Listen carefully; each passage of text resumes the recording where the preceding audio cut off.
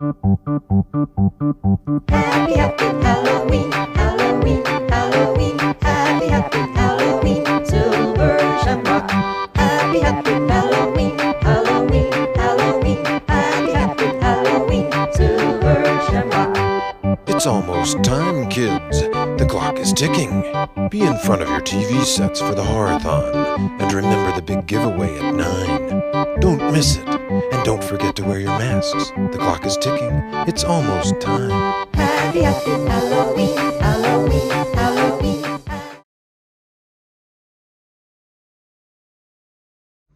What's up, everyone? Welcome back to another review, and this time we're taking a look at Halloween Ends, directed by David Gordon Green. Halloween Ends is the concluding chapter of the David Gordon Green trilogy of Halloween movies and the overall 13th installment into said franchise. The plot of Halloween Ends is as follows. we follow this character named by the name of Corey Cunningham, who on Halloween 2019 was responsible for the unexpected death of a child that he was babysitting. Now that he's been outcast from this town, Corey is a pariah who comes across Allison, and the two strike up a romance. And during this courtship, Corey faces a series of unfortunate events, which leads to him having an encounter by Michael. Through this encounter, Corey is inspired to become a serial killer. Oh, and Michael and Laurie have this unsatisfactory final battle at the end of the movie that was so poorly built up to that it just leaves you empty and feeling just nothing by the end of it. Yeah, when it comes to Halloween Ends, I have a lot to say, and unfortunately, I want this movie to be blooming with positivity, but it's got a lot of negatives, but it does have some positives, and I'm going to do my best. So, without any further ado, let's get started with the review of Halloween Ends, the concluding chapter to the Blumhouse trilogy of movies. So, I think it's only fitting for me to get the positives out of the way first and try to keep them as isolated as humanly possible. So, positive point number one, the cast in this movie is really good. All these Blumhouse movies have had a very good cast, from both the main actors and the supporting actors. The problem isn't the acting in this movie. I think everyone turns in an overall either good to decent job. Jamie Lee Curtis once again returns as Laurie Strode in what is going to be her final performance as this character, and at start, I liked the direction they were going in. I like the whole idea of Laurie writing a memoir about her experiences with Michael, finally finding a way to put her monster to rest, so to speak. I like the whole idea of Laurie, having a mix of her 1978 personality mixed in with a little bit of Annie in terms of her spunkiness and spontaneity in a way. I like that direction. I like the fact that Jamie Lee Curtis had a chance to play Laurie Strode being relatively happy and almost acting like a schoolgirl when she's around people that she clearly has like a thing for, like the character of Frank, played by Will Patton. I like seeing this. It's a different side of Laurie that we hardly ever saw in the Halloween movies outside of the 1978 movie. Because in every other movie that Laurie has been in, she's constantly on the run from Michael, constantly looking over her shoulder, and we finally get a chance to see her just, again, be happy. And it was refreshing. It's a different wrinkle. And I like how her personality starts to revert back to her 2018 movie, but is not overdone. Suspicious, but not overdone. Don't got no problems with it. Once again, Will Patton returns as the character of Frank Hawkins. I like Will Patton, but he's completely underutilized in this movie. I'll expand that more when I get to my negatives. I do like the scenes that he shares with Laurie. It further blossoms the romance that I like that was starting up in Halloween Kills. I just think it has an unsatisfactory build-up in this movie, which is a shame because the character of Frank Hawkins is very interesting. He's one of the more interesting new characters that this new trilogy of movies introduced, and he was also, but at the end, he was poorly underutilized because he should have played a major role in the third act of this movie. But I'll get to that when I get to that. But just seeing Will Patton share screen time with Jamie Lee Curtis and them being a romantic couple that I wanted to see better exploration with, I did like the scenes that they shared. They felt genuine to me, and these two are veteran actors, so they know how to act, and they know how to make their emotions, to me, feel genuine. And I kind of like the high school vibe that they give off to one another. It's endearing in a way. Andy Matichak once again returns as Allison, the granddaughter of Laurie. I thought Andy Matichak was fine in this movie. She also has a parallel love story going on with the character of Corey. And how this relationship is developed is what really divided fans of this movie. Is pretty much the relationship between Allison and Corey, and just the Corey character in general. Now, I don't hate the Corey character. I don't really care for the direction they chose to take the character in and the ultimate payoff of said character, but I like the setup of his character. I like the ideas that this movie raised. I just don't like the ideas I just don't like how it executed said ideas. But in terms of the budding romance between Allison and Corey, I like it and hate it all at the same time. I like it because it's refreshing to see Allison finally have a chance to, get a new love in her life 4 years after the death of Cameron. I hate it because of of what it eventually led to. When you're watching this movie, there are so many different directions they could have took this romance in, or I think it could have made it much more interesting. But this movie chose to not explore any of those interesting ideas and chose to take the cheap, lame way out, which I did not like at all. Like, this movie is already trying to do different things. If you're gonna go different, then go all the way different. Subvert my expectations in the most radical way possible. This movie subverted expectations in some areas, but then played it safe in a lot of areas with the Allison and Corey characters. But performance-wise, it was fine. It was genuine. I liked it. Acting-wise, I liked it. Rowan Campbell, who played the character of Corey, I liked his performance in this movie. I thought he did a good job at playing this mild-mannered kid who has this slow descent into madness. I thought he played it very, very well. I like the whole idea that the movie presents about how, since Michael has now disappeared, the town of Haddonfield needs to project their fears onto something else just to make them feel good about themselves. So what happens? They go after the Corey character, who unfortunately accidentally killed a child that he was babysitting by accidentally opening a door that pushed him off a ledge of a staircase, and he fell to his death. Now, because of this, Corey is labeled a child killer, a baby killer, because this kid was unintentionally murdered under his watch. And now the town of Haddonfield, who is still reeling from Michael's chaos, and since Michael is nowhere to be found, they need to project their fears onto something else. And of course, and unfortunately, Corey became that pariah. I like the performance of Rowan Campbell. I thought he was fine in the movie. It's how they handled his character as the movie went on is where my problem really, really, really strikes up. But I'll get to that when I get to that. In terms of the other supporting cast in this movies, the only ones that you really got to pay attention to are the characters of Dr. Mathis, who is a character that was briefly mentioned in Halloween Kills, though unseen. He's in this movie. The secretary that he's having an affair with, and these three bullies who torture Corey, who pretty much get gruesome deaths when you get to the third act of this movie. In terms of these characters, they're okay. They're just there to fill out the body count. There's nothing interesting about them, to be honest with you. The three bullies, they got what was coming to them because all four of them were just complete and utter scumbag of human beings, torturing Corey for absolutely no reason whatsoever. And Dr. Mathis, again, he's just there to fill out a body count. There's nothing to his character. He has a nothing character, to be honest with you. He's just there to die. The same thing with this cop character known as Mulaney, who is portrayed as an ex-lover of Allison's and a victim of Corey. Now, why this character Mulaney was in there and why this movie chose to do a pseudo-love triangle, in a way, is completely just padded filler and unnecessary. There to die. In terms of this movie's production values, nothing different from how it was in 2018 in Halloween Kills. Very good direction by David Gordon Green. He knows how to create atmosphere. He knows how to pace the stories. The cinematography by Michael Simmons is top notch, like it has been in the previous two movies. No complaints on the technical side of this movie. This is a beautiful looking movie, shot very, very well. In terms of how the kills are portrayed in this movie, I like them and hate them all at the same time. I like them because they're gory and they're graphic, and a lot of these characters deserved to get killed. As I mentioned before, the four bullies that tortured Corey, they get gruesome deaths in the junkyard scene, where Corey dispatches all of them in creative, gruesome ways, with this one character getting blowtorched to death in a very grisly fashion. You have this other character who is pretty much trapped under a fence, and she gets rolled over by this big truck. Great death.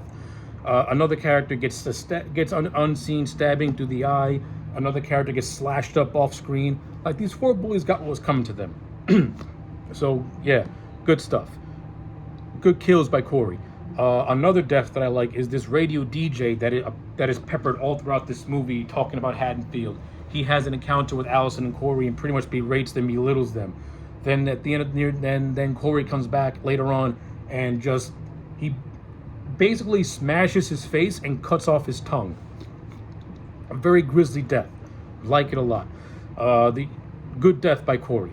You also have the death of Corey's mom, who is this overbearing woman that is constantly hovering over this guy and pretty much just being overprotective and underlying abusive towards Corey. She goes out with a simple stabbing. You have the character of Ronald, who is Corey's stepfather, the only decent person that actually genuinely cares about this kid, who was accidentally shot by one of the bullies. This is a relationship that I wish would have gotten more further explored upon, because I was kind of liking the relationship between Ronald and Corey.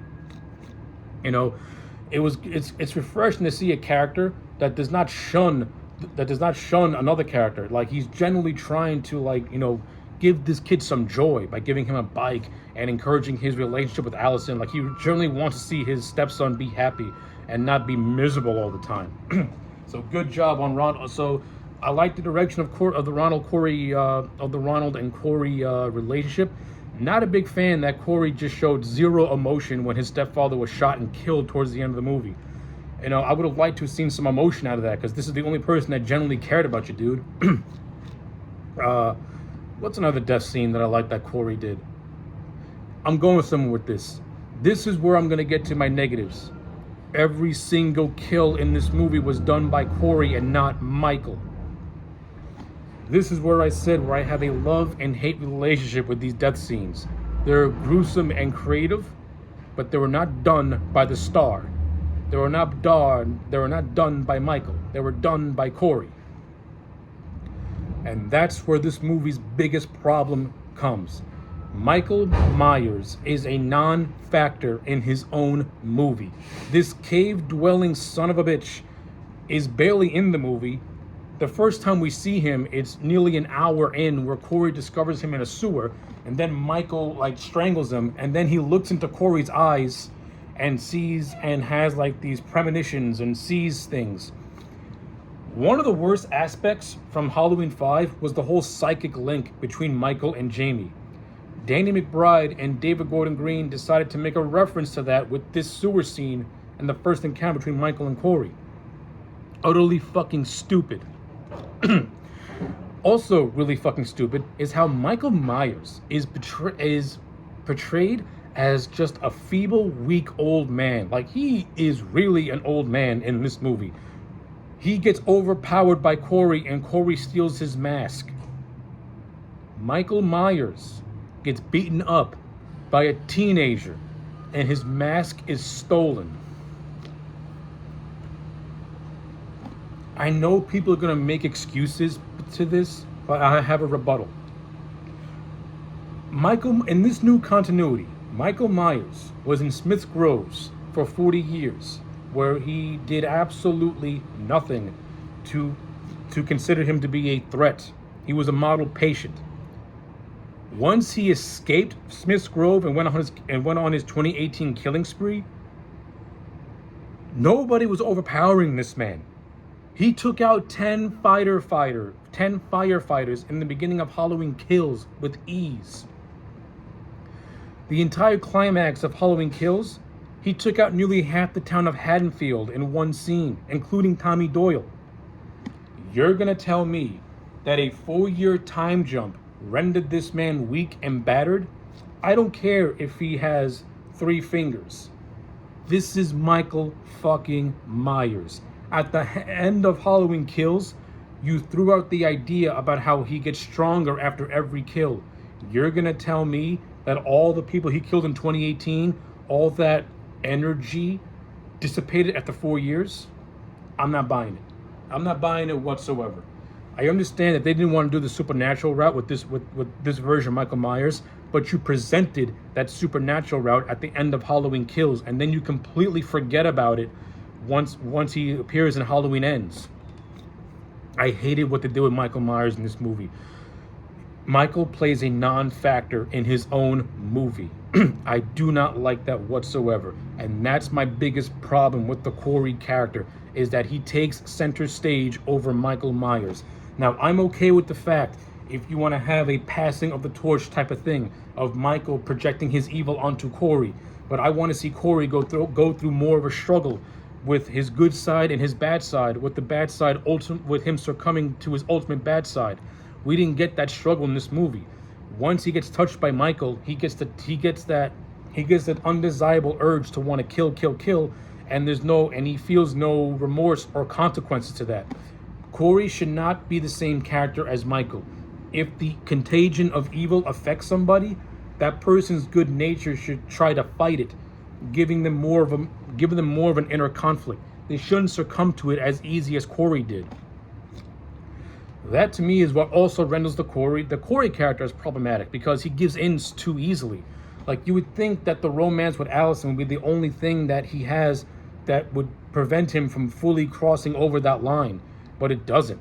He just he more or less is with Allison, but his descent into madness is hardly affected by it. Like, he barely has any more conflict. I mean, he gets to the point where he tries to convince Allison to leave Haddonfield with him, and she pretty much obliges. And I thought you were going to set up a Mickey and Mallory type of situation with Allison and Corey, but you didn't go down that route either. Like, how interesting would it have been if Laurie's granddaughter turned evil because Corey is rubbing off on her in a way, and basically she now sees what he sees. How interesting would that would have been for a climax? Like, if you're not going to give me the Michael and Laurie climax I want, at least give me an interesting climax of Laurie being forced to kill her own granddaughter because she's unable to save her from the influence of this kid that has pretty much infected her brain and her mind through this contagion of evil. You know, that could have been a very interesting aspect to explore. But no, we didn't get that. We didn't get that whatsoever. Michael's a non-factor in his own movie. The climax with him and Laurie is so underwhelming. It's pathetic. The 2018 climax between Michael and Laurie was definitely more satisfying than whatever this movie think it was trying to do. And the way this movie killed off Michael Myers in general is just so underwhelming and it felt heartless. It felt completely heartless. Not heartless in like, oh my God, I can't believe they did that, but heartless in the way of, I just don't feel anything. Like, over 40 years of Michael Myers terrorizing this woman, this is how we end him in such an unsatisfying and just flat out unceremonious way. Like, you literally rendered Michael. This Halloween Ends is the worst portrayal I've ever seen of the Michael Myers character. It borderlines on resurrection bad. Not curse bad, resurrection bad, in which is almost as if, in which it comes across as a parody of itself. Underutilization of James Jude Courtney, who has been a great Michael from the 2018 movie up to now. Whenever James Jude Courtney's Michael's on screen, I like it. I mean, thankfully, David Gordon Green was able to give Michael one kill scene where he kills the girlfriend of Dr. Mathers at Mathis's house. I mean, I would have preferred if Michael would have killed both characters and not Corey killing Mathis, but that's just me personally. Yeah. I don't like it. The negatives are really hitting hard right now.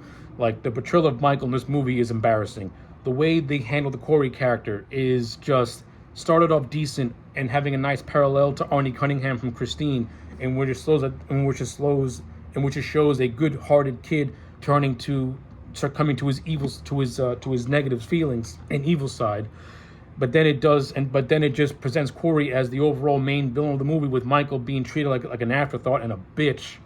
The climax between Laurie and Michael is just embarrassingly bad, and was more of a climax between Laurie and Corey, which I don't want to see that, because Laurie and Corey have no story outside of Allison. It's dumb. It's stupid. I don't like it.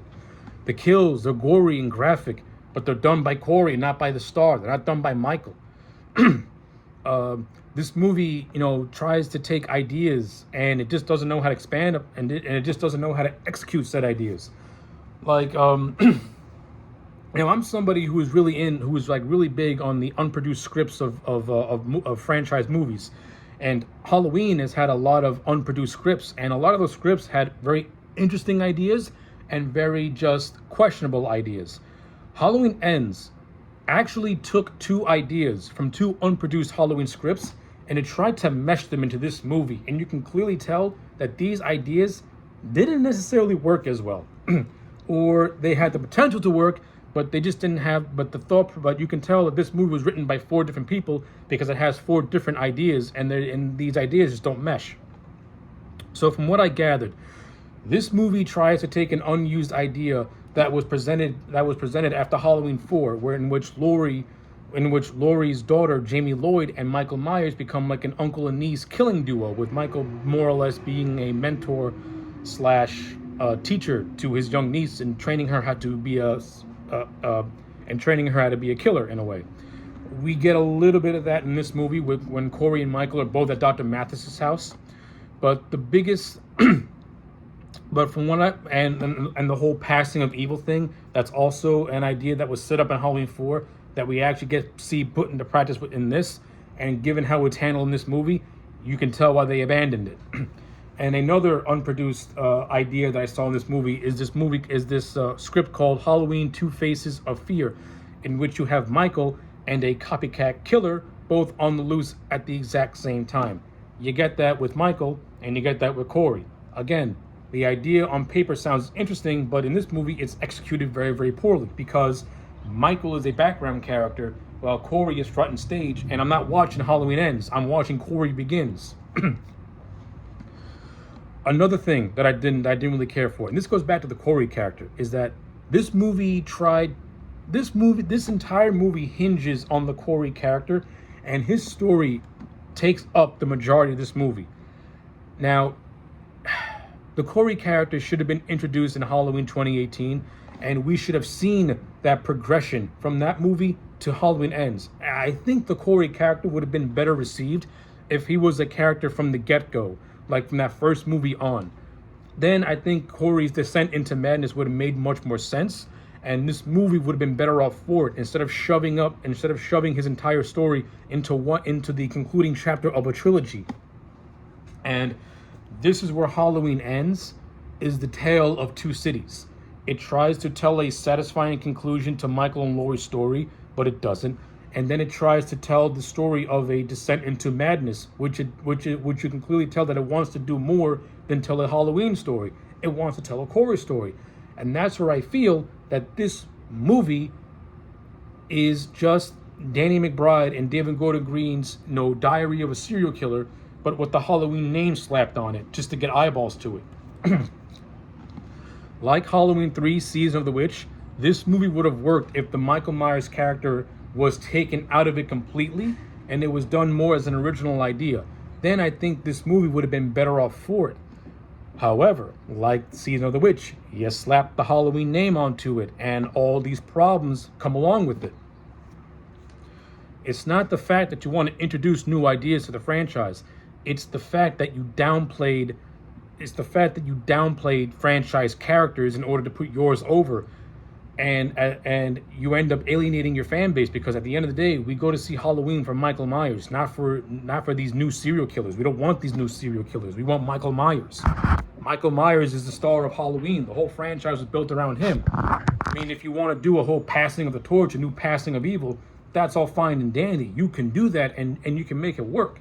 And I think the fan base would be more or less accepting of it if it's done in a way that doesn't downplay Michael. If it's done in a way that doesn't downplays Michael's impact in the overall story. Like I said, Halloween Ends didn't do that. It wanted to go in a different direction. I applaud it for trying to be daring. I applaud it for trying to be different. I applaud it for trying to do things outside the box. But the execution is terrible and it's horrible. Like another example is the character of Frank Hawkins. Halloween 2018 and Halloween Kills established Hawkins as having a personal grudge against Michael. In Halloween 2018, We got the sense that there's a story there because Hawkins was there the night that Michael was captured in '78. In Halloween Kills, we get expansion upon that. It was Michael was actually strangling the Hawkins' partner, and out of fear, Hawkins accidentally killed his partner. And this is what put Hawkins on the path to want to get revenge and be the guy to take down Michael.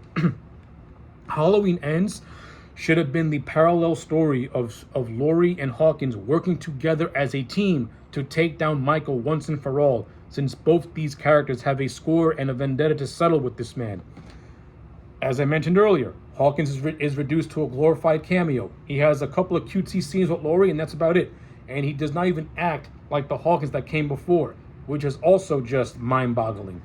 And we don't even get a good reason as to why Hawkins chose to leave the police force, or if he's even still with the police force. Like, I hate what they do with the character of Hawkins because I like Will Patton as an actor. Ever since I saw him in Punisher 2004, I thought he was awesome in that movie, and I liked him in this new trilogy. But his character had so much potential. When you get to the finish line, it's rendered absolutely nothing because he's a non-factor throughout the entire movie. I don't like that. I hate that, especially when you set up something so interesting and something that could have been so good, and a story between Hawkins and Laurie that I was actually liking the budding romance between these two. But no, Hawkins' involvement in this movie just adds up to him and Laurie talking about cherry blossoms, and that's it. They talk about cherry blossoms. I mean, yeah, at the beginning of the movie, we see Hawkins in a montage going through different, examining a series of killings that have been taking place post Michael's disappearance. Like this young couple was shown dead in a car. One character said, "Michael did this," and Hawkins is like, "Michael don't use a gun." And then you see another character who hung himself outside of his home, and they're like, "Michael did this." Like this whole movie, anything bad that happens, it's all Michael did that. Michael did this. Corey killed the kid. Michael did that. It's like, really? Really? That's how you want to include Michael's influence? Just random deaths that happen. We're just going to say, oh yeah, Michael influenced that person. The reason why the little kid Jeremy died was because the essence of Michael Myers was flowing through Corey and he killed the kid. Even though when you watch the movie, it was clearly done as an accident, but the whole town of Haddonfield are full of asshole motherfuckers who just want to torture a poor kid. That's another thing. Like, Corey's descent into madness could have easily been prevented if the whole town of Haddonfield weren't fucking pricks to this poor guy. Like, I mean, Corey's descent into madness, like the descent into madness is really just forced and haphazard because it hinges on the idea of a town projecting their fears onto a singular being in order to cope with their own misery. I mean, come on now. I mean, I like the idea on paper, but let's be real. It was proven that it was an accident. The town of Haddonfield should have been, more accepting of that fact, with maybe pockets of people just attacking this kid, and not the whole town feeling like it's out to get him. That's a stretch. That is a real big stretch. Damn, I want to say I've covered just about there is to cover with Halloween Ends. At the end of the day, this is a movie that had so much potential going for it. It had the potential to be one of the greatest ends to a Halloween timeline, but instead it just limps to the finish line with what is unsatisfying story. It wants to tell an isolated story of one character's descent into madness, and in that aspect, it did a decent job. But at being a Halloween movie, it just lost its way. Halloween Ends lost its way. I would not consider this movie to be a piece of crap because Halloween Resurrection, The Curse of Michael Myers, and Rob Zombie's Halloween 2 are far worse movies than this. This movie at least has a vision for the most part. This movie at least has good production values. This movie has some decent writing here and there, and it actually has some good acting throughout the entire cast. Halloween Ends at least has a vision. The other three movies that I mentioned, they came across more of like self-parody garbage. At least Halloween Ends tries to take itself a little seriously. It maybe take itself a little too seriously in some areas, but at least it's quality over the other 3 pieces of garbage. But with all that being said, and it pains me to do this, I have to give Halloween Ends a 4 out of 10. It is an unsatisfying conclusion to over 40 years of a character, of two of the most recognizable characters in horror history have the most just unsatisfactory send-off, and those are Laurie Strode and Michael Myers. This movie should have been billed for what it was, the end game of horror, the end game of the Halloween franchise, all guns blazing. Instead, it goes in a different direction, and it just leaves fans either divided. You're either going to like this movie or hate this movie. I don't like this movie, but I don't hate this movie. I'm overall disappointed with this movie. After seeing it 3 times, I can say this. I respect the intent that Danny McBride and David Gordon Green had going into this movie, them wanting to try out new ideas. However, when you're telling a concluding chapter, you have to treat it like a concluding chapter. There's no reason why this idea of a descent into madness couldn't have been done in a 4th Halloween movie with Corey picking up the mantle in the aftermath of Halloween Ends. That could have been a more interesting story instead of shoving everything all into one, and you get this Frankenstein of a movie in which it just tries to do so much and yet accomplishes so little. 4 out of 10 for Halloween Ends. This is AJ Legend wishing you a very, very happy Halloween. Like, comment, and subscribe, and I'll check you back next time for more.